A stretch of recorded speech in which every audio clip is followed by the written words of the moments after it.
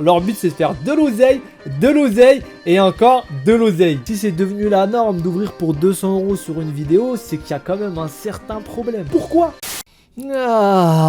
Bonjour tout le monde, comment ça va? On se retrouve aujourd'hui pour une petite vidéo podcast. Ça faisait longtemps, on n'a pas parlé d'un sujet. Vous savez que j'aime beaucoup vous dire mon ressenti sur plusieurs choses sur Pokémon sans langue de bois.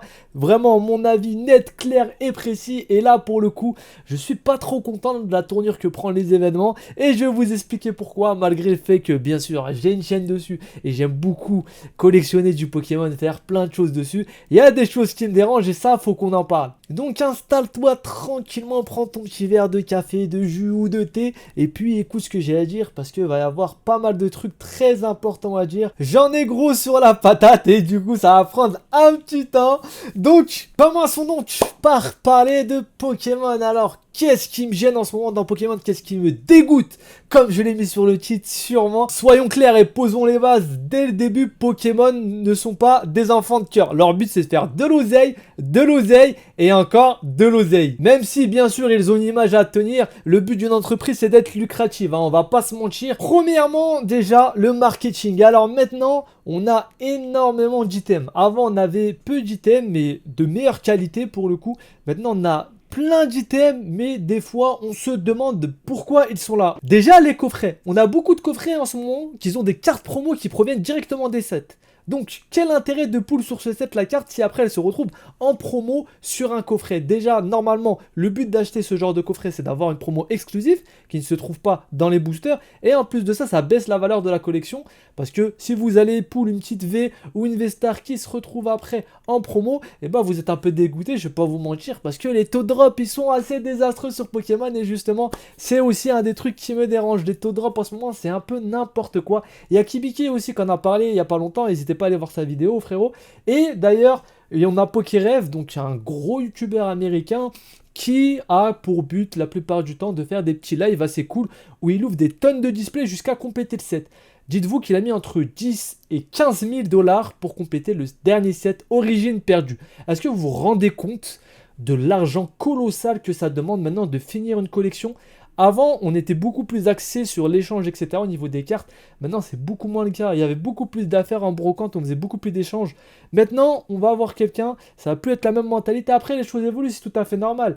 Mais maintenant, si vous n'avez pas un Pokémon super hype, et ben votre carte va avoir du mal à s'échanger. C'est pareil, lorsque vous vendez une carte, si c'est pas un Pokémon qui est super hype, bah ça va être un peu plus compliqué. Donc on va être autour beaucoup des Dracofeu, des choses comme ça, qui vont très très bien se vendre ou s'échanger la plupart du temps. Et un peu moins le reste. C'est pour ça qu'on a eu une ultra premium Dracofeu qui a été annoncée dans pas longtemps pour mi-novembre. Je vous mettrai la vidéo sur le bouton juste ici si vous ne l'avez pas vu. Et pour le coup, qu'est-ce qui me dérange dans ça? C'est que les stocks sont ultra limités. Alors, il y en aura, on pourra en trouver plus ou moins, mais ça sera tout le temps la même chose. Il y a des personnes qui vont avoir tous les stocks, qui vont les garder et puis qui vont les dispatcher au fur et à mesure. Bon, après, ça a toujours été comme ça. Mais dans la mesure où c'est un item qui est assez limité, c'est quand même assez dommage de ne pas pouvoir en faire profiter tout le monde. Et le truc qui me gêne, c'est pas forcément le vendeur qui va en avoir pas mal et qui va se les garder sous le coude parce qu'il sait que ça va prendre de la valeur. C'est surtout Poké Company qui fait toujours la même technique et qui nous prend un peu pour des imbéciles, hein, de faire des trucs ultra limités qui vont être là seulement sur une certaine période, souvent pendant les fêtes de Noël parce que justement c'est là où les gens ont du budget, et faire claquer bien des sous, rendre l'item rare pour que les gens se ruent dessus, que ça soit les collectionneurs ou les investisseurs, parce que les investisseurs font maintenant partie de Pokémon, hein, on va pas se mentir. Maintenant on voit très bien que Pokémon a des items exclusivement pour les investisseurs plus que pour les collectionneurs. Il y a des items de plus en plus limités qu'ils sortent, etc. qui sont là clairement juste pour rendre l'item premium rare et attirer des investisseurs. On a eu récemment aussi l'Ultra Premium Arceus qui a été annoncé aux USA, on ne sait pas encore en France, mais cette Ultra Premium là, elle est vraiment super gaze les mecs. Par gaze, j'entends quoi? C'est qu'elle est nulle tout simplement. Dedans, on va retrouver 2 cartes, Arceus V et V-Star métalliques. Pourquoi? Pourquoi ne pas avoir fait des cartes exclusives comme pour Dracofeu? Parce que Arceus va moins vendre. On va retrouver des boosters, etc. dedans, mais franchement, le design est recyclé.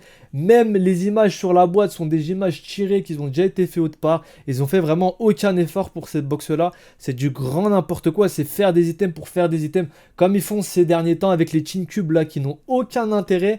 Dedans, la plupart du temps, ils te mettent du stick de combat. Ils n'arrêtent pas de recycler des anciens sets qui ne se sont pas vendus. On le voit hein, dans les coffrets, etc. On a souvent des coffrets qui sont boudés tout simplement parce que les boosters dedans sont considérés comme nuls. Pourquoi nuls? Parce qu'ils ont été là en abondance, qu'ils ont été réimprimés par la suite derrière et que les gens n'en veulent plus tellement ça a été disponible. Et ça me gêne beaucoup qu'on se retrouve avec du style de combat dans chaque tin box. Ça fait que les Pokébox, on n'a même plus envie de les acheter au final parce qu'il y a un booster sur les 4 qui va être inutile où il va y avoir du style de combat. Alors que je sais, il y en a qui aiment bien un style de combat, mais c'est vraiment une minorité pour le coup. Style de combat, pour moi, c'est la pire collection. Épée et bouclier, très clairement, même Clash des Rebelles, je le préfère. Et pourtant, il y a quelques cartes sympas, hein, du genre Force Alternate et tout, je suis pas trop contre. Mais honnêtement, on en a marre de ce style de combat. Et puis ça fait un peu la même avec Point de Fusion, il y a des cartes très sympas dedans, mais vu que les taux de drop sont un peu merdiques, et ben on se retrouve avec des collections qui sont un peu boudées, alors que Point de Fusion, c'est une collection incroyable. Il y a le Célébi Alternate dedans, le Mew V, Mew V Alternate, VMAX. Franchement, de très très jolies cartes qui sont boudés. Pourquoi? Bah parce que les taux de drop sont inutiles et ça rejoint ce que je disais tout à l'heure avec l'ouverture des boosters et le fait qu'il faille entre 10 et 15 000 $. Après, ce ne sont pas des taux précis, mais c'est pas normal que quelqu'un doive mettre entre 10 et 15 000 $ pour compléter un set pour le coup. Et donc, quand tu as des collections imprimées à la mort, plus des taux de drop qui sont pas terribles et derrière des boosters qui sont mis en voiture, en voilà, partout dans les coffrets, qui en plus renferme une carte qui n'est même pas exclusive, qui se trouve dans des sets, et ben on a des items inutiles à la fin. À part ça, on a une baisse de qualité flagrante sur le japonais, parce que là je parle surtout à l'international, mais sur le japonais c'est quand même un scandale ce qui se passe, hein. Il y a pas mal de collections qui ont été super mal imprimées, mais pire que du français, hein. Je vous jure, sur VMAX, Climax, après l'engouement de fou qu'il y avait avec Pokémon, avec le confinement, etc., ils sont mis à imprimer en masse les displays, mais franchement, le japonais c'est plus que c'était, hein. Ça reste super cool. Mais pour le coup, maintenant, quand vous voyez les collections, des fois ça dégoûte. Alors, ils sont un peu améliorés sur les dernières apparemment. Je peux pas vous le dire parce que moi, j'en ai pas acheté. Mais je vous dis ça clairement par rapport à ce que j'ai ouvert et j'en ai acheté. Parce que j'en ai acheté beaucoup du japonais pendant un moment. Et pour le coup, c'était vraiment un scandale pour VMAX Climax et pour aussi Starburst. Pour aussi Starburst. Et Shiny V-Star, je crois, sur la réimpression aussi, c'était rempli de points blancs. Enfin bref, c'était du n'importe quoi. C'est pas normal que lorsque tu achètes une carte, elle ne soit pas neuve, sans points blancs et bien imprimée. Ok, t'as pas forcément 10 quand t'as une carte, ça je le conçois. Bon, la carte peut avoir des petits défauts, etc. Mais des gros défauts de coupe, des points noirs. J'ai même eu un point violet sur le Dracofeu, c'est juste n'importe quoi. Et bon, là je dis Jap, mais ça considère pas que le japonais. Il y a aussi de grosses erreurs d'impression au niveau de l'international. Même si dernièrement, je trouve que le français s'est un peu amélioré, c'est quand même pas du tout au niveau. En plus de ça, je trouve que les ouvertures ont perdu de leur saveur. Alors ça vient en grande partie de YouTube aussi et de tout l'engouement qu'il y a eu. Pourquoi? Parce que maintenant, les gens, pour moi, ne savent plus prendre de plaisir en ouvrant un booster en fait, hein. On a eu tellement de gens qui ouvrent des centaines, des milliers de boosters que maintenant quand on ouvre 10, bah c'est pas beaucoup en fait. Les gens ils disent ah bah t'ouvres que 10 boosters, alors que 10 boosters c'est quand même 50-60 €, ce qui représente quand même un certain budget pour faire une vidéo. Et les gens quand t'ouvres pas une display complète, ah bah en fait t'ouvres pas beaucoup, etc.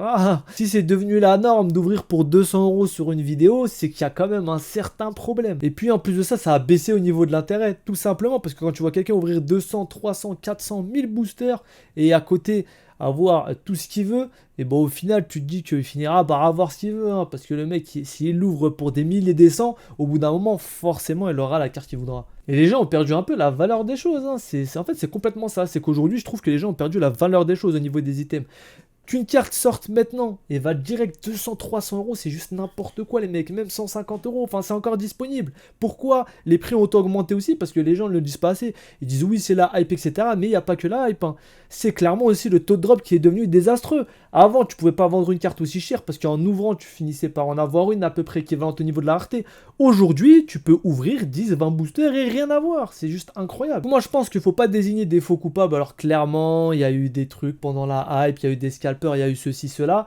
Mais je pense que les principaux responsables sont clairement Poké Company qui n'ont pas pu faire en sorte de produire suffisamment ou d'acheminer dans les meilleures conditions possibles les items pour pas que tout ça se passe. C'est tout. Aujourd'hui, on voit le résultat de toute manière. Regardez au niveau du... Franchement, on nous donne à manger du foin. On nous donne vraiment à manger du foin. On est du bétail. J'ai l'impression qu'on nous prend un peu pour des gogoles et que la société de consommation, là, ça devient chaud quand même au niveau des cartes. Parce que clairement, c'est désastreux. C'est désastreux. T'ouvres plein de boosters, t'as rien du tout dedans. Des cartes qui se vendent à je ne sais pas combien, des items ultra limités. Tu ne sais pas pourquoi, parce qu'ils ont la capacité d'en produire plus. Voilà. C'était mon petit coup de gueule, entre guillemets. Je voudrais savoir ce que vous en pensez, vous aussi, parce que clairement, c'est quelque chose, moi, qui me saoule un peu, voilà, très honnêtement. Après, c'est pas pour ça que je vais arrêter de collectionner, hein, ça fait partie du jeu, mais c'est bien de temps en temps de parler un peu de tout ça. Je vois très peu de personnes en parler et tout le temps désigner les mêmes responsables. Non, pour le coup, non. Et puis, bon, on parle souvent de jeux récents, mais l'ancien aussi, c'est marrant. Quand il y a 3-4 personnes qui ont toute la population de certaines cartes et qui gardent bien la main sur le truc et après qui disent le récent, c'est de l'arnaque. On aime bien aussi le contrôle de population qu'il y a sur pas mal de cartes et de displays sur l'ancien, mais de tout le temps désigner du doigt le récent, ça aussi c'est drôle. Sur ce, j'espère quand même que vous avez apprécié la vidéo. Si c'est le cas, n'hésitez pas, petit pouce bleu, petit abonnement et surtout dites-moi en commentaire ce que vous en pensez également, ça m'intéresserait. Je vous dis à la prochaine, ciao ciao.